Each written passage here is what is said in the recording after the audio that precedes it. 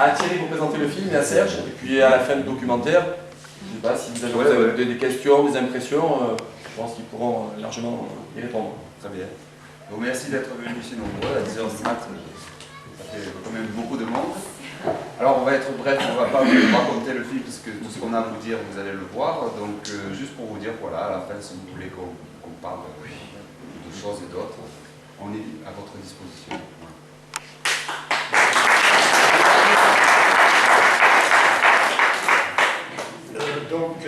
Thierry a dit l'essentiel.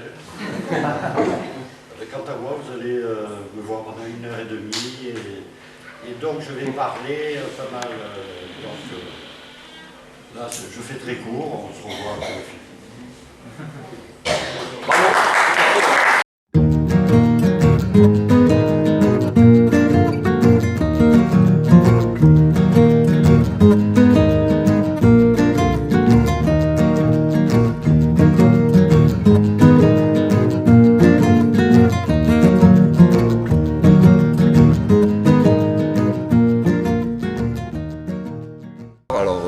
Bonjour. Donc on présente ce matin à 10h dans le cadre du festival à Ilons le film La Machina, film documentaire qui raconte l'histoire d'une tournée d'un maître marionnettiste Serge Dotti avec son très jeune élève Adrien qui font le tour des villages du comté de Nice pour faire des spectacles. Voilà. Des étoiles. Ah, mais pas dans le ciel, par terre. Par terre. Non, dans le ciel. Par terre, par terre. Ici, elles sont par terre. Ça doit ressembler à quoi? À des petites étoiles. Et elles vont servir à... Rien. Et donc, comment m'est venue l'idée de faire ce film? Donc c'est un film documentaire un peu mis en scène. Et j'avais envie de raconter une histoire que je connaissais bien, puisque moi-même, étant petit, à l'âge de 7 ans, j'ai fréquenté un maître marionnettiste qui m'a appris l'art de la marionnette jusqu'à mes 18 ans, et avec qui je partais aussi en tournée. Donc j'ai voulu un peu réouvrir l'histoire, la faire profiter faire profiter aux gens un peu de cet univers un peu magique. John! J'ai peur. Et de quoi? Y a personne? On est tranquille? Trop tranquille. Alors je te raconte l'histoire. Hein. Donc c'est un film qui a été fait à l'envers, c'est-à-dire que film documentaire en général, on rencontre des personnes auxquelles on s'attache et on a l'idée, ou qui nous intéressent, et on a l'idée de faire un film sur elles. Là c'était l'inverse. J'avais déjà l'idée, l'histoire, il me manquait plus que les personnages. Donc j'ai dû chercher les protagonistes. Donc j'ai fait un casting dans lequel j'ai rencontré 46 marionnettistes qui travaillent sur toute la région. Je suis allé jusqu'à Aix-en-Provence et j'ai trouvé personne. Et à chaque fois sur ma route, on me disait « Mais tu as téléphoné à Serge Dotti et tout ?» Je dis « Ça fait plusieurs fois qu'on m'en parle, mais non, je ne l'ai pas encore appelé. » Et voilà, et donc j'arrive au 46e et personne ne me convenait et tout. Je dis « Merde, comment je vais faire? Je prends un acteur, tu vois, je me suis dit. » Et après, je me suis rappelé, je me dis « Ah, mais il y a Serge Dotti. » Et j'avais griffonné son numéro quelque part, je le retrouve, je l'appelle, et on se voit dans le Babazouk, dans le Vieux-Nice, et il me dit, avec son comportement d'ours, comme il sait faire, un peu brusque, il me dit, oui, pas de problème, d'accord, tout ça, bon, on va boire un coup. On est allé se murger, puis c'était parti, j'ai compris que c'était lui, quoi. Voilà, ça s'est fait comme ça. Ouh là là, ça va pas, hein? Bon, tu bois un coup et tu me racontes. Alors oui, il transmet son savoir sur la marionnette, mais je voulais pas faire un film technique sur comment on fait des marionnettes. C'est un décor, ça aussi. Le plus important, c'est qu'il lui transmet son art de vivre, quoi. Voilà, une espèce de légèreté de vie. Il lui apprend un peu à vivre hors de la pub, hors de la consommation, hors de toutes les conneries et les pièges qu'on nous tend actuellement pour nous détourner un peu de la légèreté, quoi. Voilà, il lui montre un peu une autre façon de vivre, quoi. Plus légère, plus joyeuse. I am Gandalf the White, le prince des bulles. Les bulles.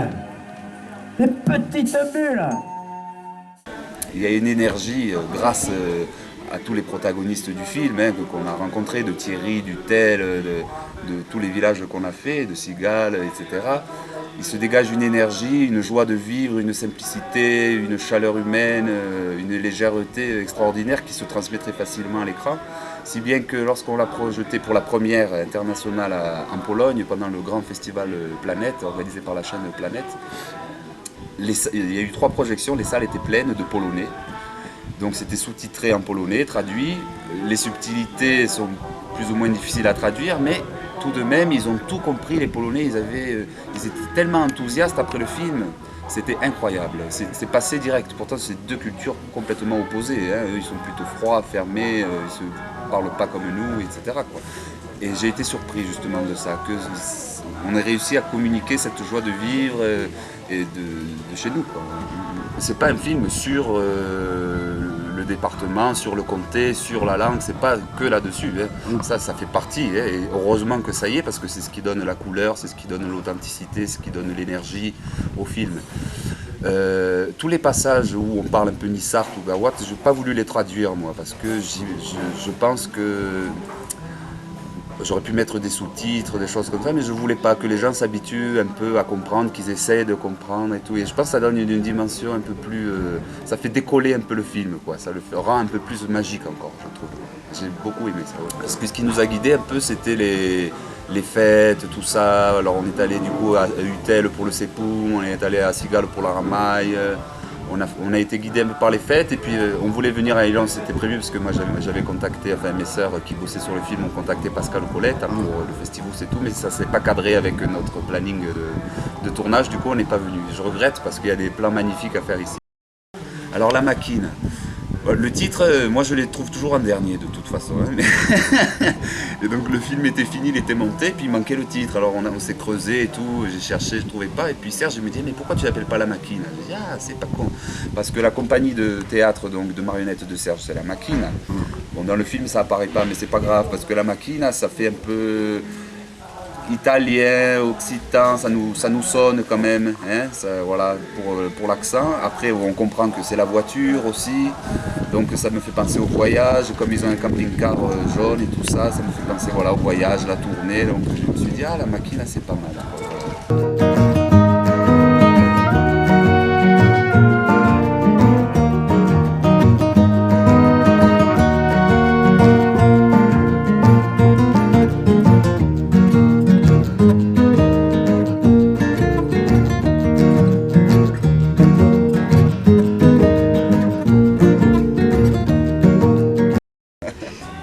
Alors, bon, je suis né en France, ma mère est normande, mais mon père est calabrais. Donc à la base, je suis déjà mélangé, donc je me sens, disons que je me sens plutôt du sud, voilà. Alors après, je pourrais pas me dire ou occitan, je me sens pas français, non, c'est vrai, c'est vrai. Je me sens du sud pour la joie de vivre, du sud, on va dire, voilà. Mais c'était difficile quand même, oui. Dans le sens où bon, c'est toute une machinerie hein, de faire un film, hein, oui. Malgré tout. Donc ça passe par des projets, il faut aller commander de l'argent aux télévisions, il faut les convaincre. Et dès qu'on parle de comté de Nice, tout ça, eux ils voient rouge. Bon, tu as compris, mais de les convaincre que ça va marcher, que c'est ça qu'il faut. Le parcours a été délicat hein, pour récolter des subventions, pour pouvoir faire le film, payer l'équipe et tout. C'était quand même dur. Bon, ils ont été très contents, ils l'ont diffusé sur France 3 régional et national. Ils ne devaient pas le passer sur national, ils l'ont passé sur national tellement que ça leur a plu. Mais au départ, ils marchent à reculons. Hein. D'accord. Alors moi, je travaille très doucement et je fais un projet à la fois, si bien que, en gros, je fais un film tous les 3-4 ans. Donc celui-là on l'a fini en 2011, donc ça fait 1 an, donc dans 2 ans, là je suis sur un autre projet, je commence à m'y mettre, et donc on commence le tournage normalement en septembre 2013, c'est un film qui s'appellera Babazouk, qui se passera intégralement dans le Vieux-Nice.